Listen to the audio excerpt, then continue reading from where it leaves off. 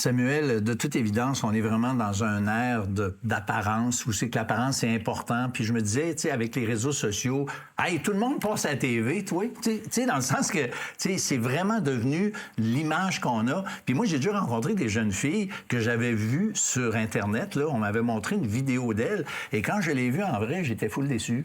Ouais. Tu sais, on voit qu'on essaie de se mettre vraiment plus que sur notre beau jour. Au fond. Même nous, à la télé, aujourd'hui, Ah oui, bien regarde. habillés, on est dans l'ère du paraître, c'est définitif. Mais c'est vrai que la nouvelle trinité en poste, hein, Me, Myself and I, est excessivement puissante. On a de la misère à s'en sortir.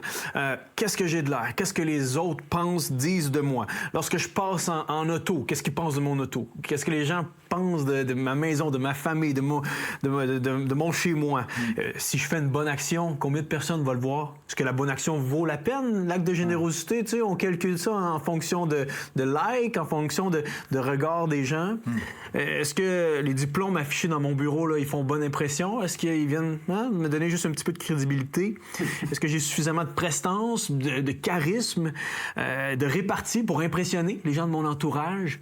Et comme on le dit, on vit dans le regard des autres et je pense qu'on a tous besoin, c'est vrai, d'un minimum de reconnaissance des amis, des collègues, la famille, des gens autour de nous. Mais ce qui me sidère aujourd'hui, c'est le besoin criant et public et omniprésent d'être vu toujours de tout le monde.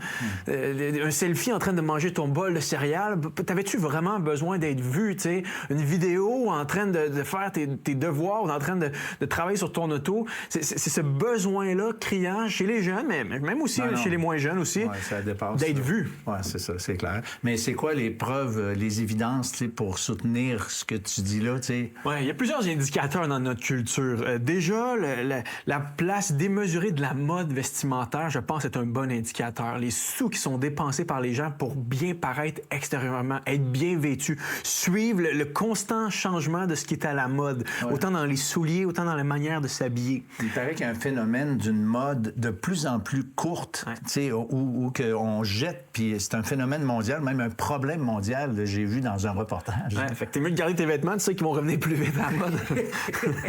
T'as une chance. Il y a la montée des chirurgies esthétiques. Aujourd'hui, tu peux littéralement te refaire un corps au complet. Hein. T'aimes pas ton nez, t'aimes pas ton front, tu peux le refaire, tu peux faire ce que tu veux. C'est clair. Et je pense aussi que la montée du virtuel a aussi entraîné là, cette montée du paraître. Parce que lorsque tu es en ligne, ben, tu peux te recréer un avatar, tu peux te recréer une personnalité, tu peux avoir des photos qui sont un petit peu augmentées, qui augmentent la réalité de qui tu es. Et on enlève les défauts, puis on montre les... La tentation est grande, hein, de juste s'upgrader un petit peu devant les gens. Une culture de l'autopromotion du soi. Hein. Ce n'est plus « je pense, donc je suis », c'est « je publie, donc je suis. j'existe, donc je suis ». Aïe, aïe, aïe. C'est vrai. Ouais. C'est ça. Mais est-ce que c'est quoi les pièges plus précisément, les pièges là, qui sont là devant nous, dans lesquels on pourrait tomber, puis où on devrait éviter, mettons? Oui, parce que le fait de vivre pour être vu, pour être trop vu des gens, c'est pas sans conséquence. Hein? D'abord et avant tout, si on vit pour l'approbation des autres, on va finir par mourir de leurs critiques. On va descendre de notre trône lorsqu'on va entendre des critiques, ce que les gens pensent parfois de nous en arrière. Et ça, je l'ai appris jeune. Si tu vis pour la gloire, dès que tu reçois un petit commentaire un petit peu plus raide sur ton style ou sur qui t'es, eh bien là, tout d'un coup, tu sais plus qui t'es, tu sais. Moi, puis en général, je soupçonne que les commentaires négatifs sont beaucoup plus nombreux que les commentaires positifs. T'sais, on se fait beaucoup plus mentionner nos défauts que nos qualités. En tout cas, humainement parlant, la tendance, c'est de tirer sur ce qui est pas beau. Oui, définitivement. Et en fait aussi, c'est une vie qui est condamnée à la tristesse, hein, parce qu'il y en aura toujours un plus beau que toi. Il y en aura toujours un au gym plus fort que toi. Il y en aura toujours une plus belle que toi, qui respecte plus les standards actuels de la beauté. Mais aussi, c'est une vie qui est destinée, j'ai l'impression, aussi au mensonge, hein, parce que tu donnes une image de ce que t'es aux gens pour, au fond, être aimé.